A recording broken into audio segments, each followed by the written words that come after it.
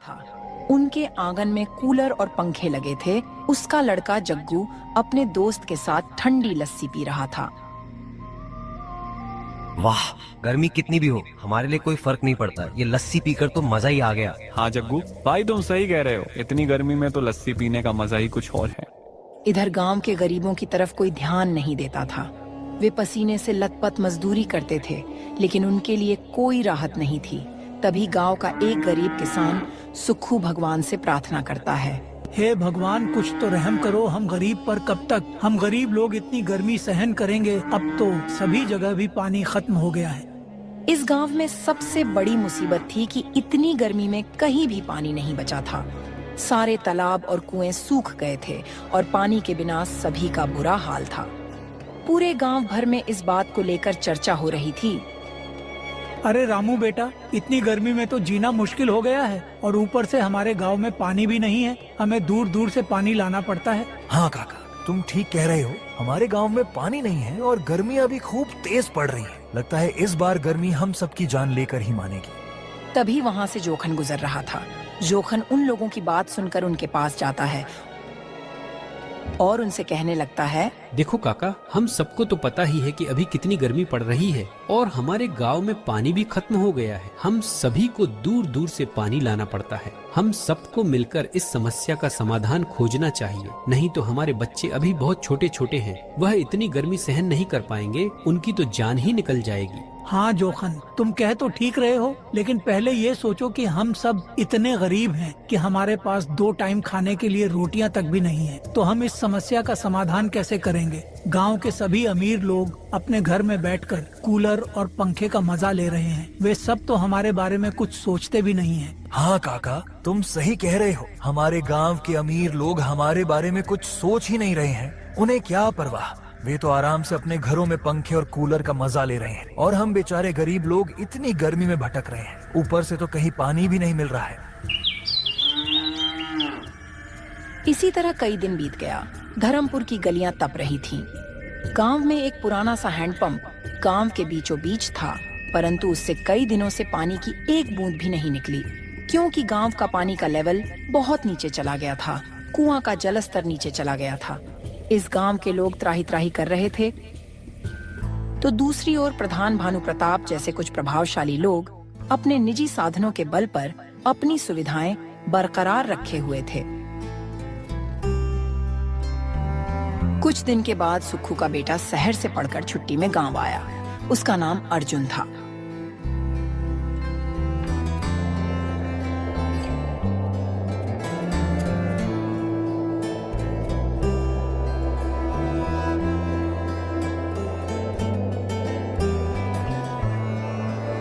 प्रणाम पिताजी, और बताइए आपकी तबीयत कैसी है और सब गांव के लोग ठीक है ना? क्या बताऊं बेटा, हाल तो बहुत बुरा है। इतनी तेज गर्मी है, ऊपर से गांव में पानी की कमी और गांव के नल से भी पानी नहीं आता है। तालाब भी सूख सा गया है। थोड़ा बहुत कुआं में पानी है, वह भी सूखने की कगार पर है। पर सारी बात छोड़ो, तुम पहले खाना खा लो और आराम कर लो। तुम्हें इतनी गर्मी में गाँव नहीं आना चाहिए था।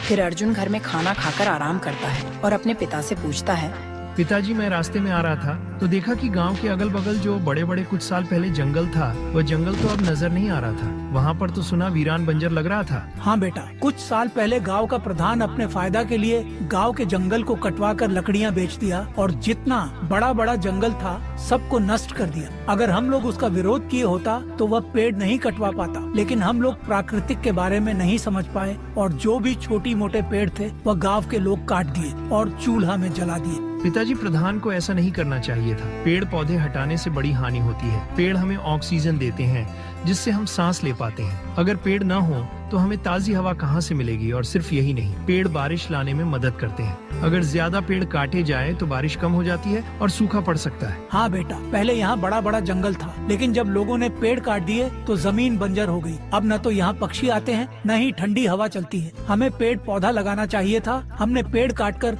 अपनी ही जड़ें काट दी हैं। ये गर्मी, ये सूखा हमारी ही गलती का नतीजा है। और भरी दोपहर की धूप इतनी प्रचंड की लग रही है कि मानो धरती सुलग उठी है। कुएं सूख रहे हैं, तालाब बदरंग हो चुके हैं और लोग पानी की एक एक बूंद को तरसने लगे हैं।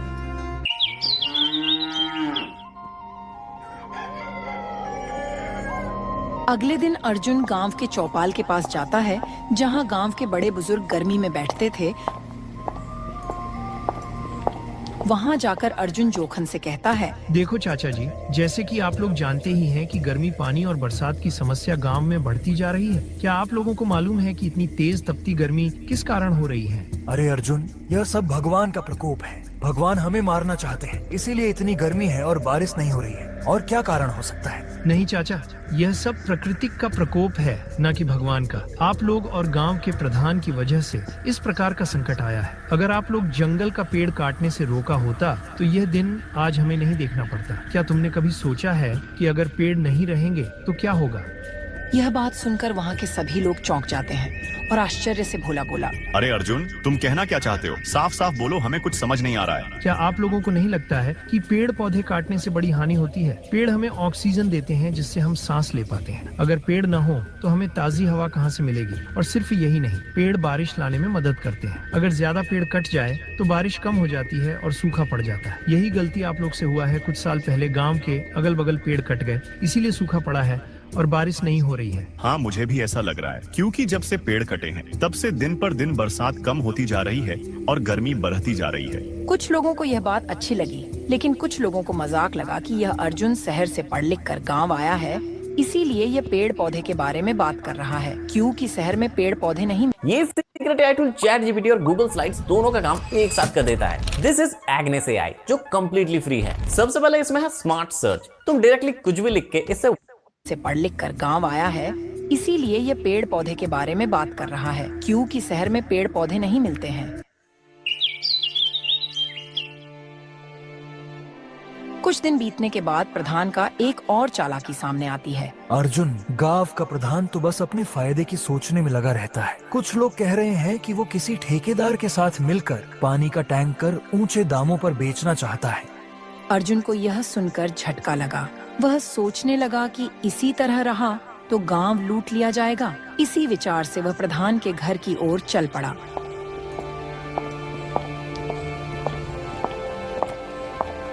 प्रधान जी नमस्ते। मैं ये क्या देख रहा हूँ कि गांव के लोग गर्मी से बेहाल हैं। नहर तालाब सूखे पड़े हैं, कुआं का भी पानी खत्म हो गया है और सरकारी लाभ जो गरीब किसान को मिलना चाहिए आप उन्हें नहीं दे रहे हैं। अरे भाई, मैं कोई जादूगर थोड़ा ना हूँ। सरकार ने अभी तक पानी के टैंकर नहीं भेजे हैं। मैं क्या करूँ? जाओ इंतजार करो। प्रधान जी, आप अपनी ओर से भी कुछ क्यों नहीं करते? नहर तालाबों की सफाई में मजदूर लगा दें, नए नए पेड़ पौधे लगवा दें ताकि ऑक्सीजन मिले, बारिश हो। और मैंने सुना है कि आपने सारा जंगल कटवा दिया, इससे प्राकृतिक को हानि पहुंच रही है। जरा लोगों में जागरूकता फैलाए और गांव में सरकारी हैंडपंप लगवा देते, जिससे गांव वालों को शुद्ध पानी मिल सके। और गांव के अगल बगल खाली जमीन पर पेड़ पौधे लगवा दे ताकि मानसून हमेशा मेंटेन रहे। तुम लोग गरीब के बच्चे 4 दिन क्या शहर में पढ़कर गांव में आ जाते हो और अपने को मंत्री समझ लेते हो और सभी को ज्ञान की बातें सिखाने लगते हो। तुम्हें क्या लगता है मुझे समझ नहीं है? मैं लिखकर सरकार को भेज चुका हूँ, बस मंजूरी आ जाए तो काम शुरू हो जाएगा। अर्जुन को स्पष्ट दिख रहा था कि प्रधान जी कुछ करने के मूड में नहीं है। वह मायूस होकर वहाँ से लौट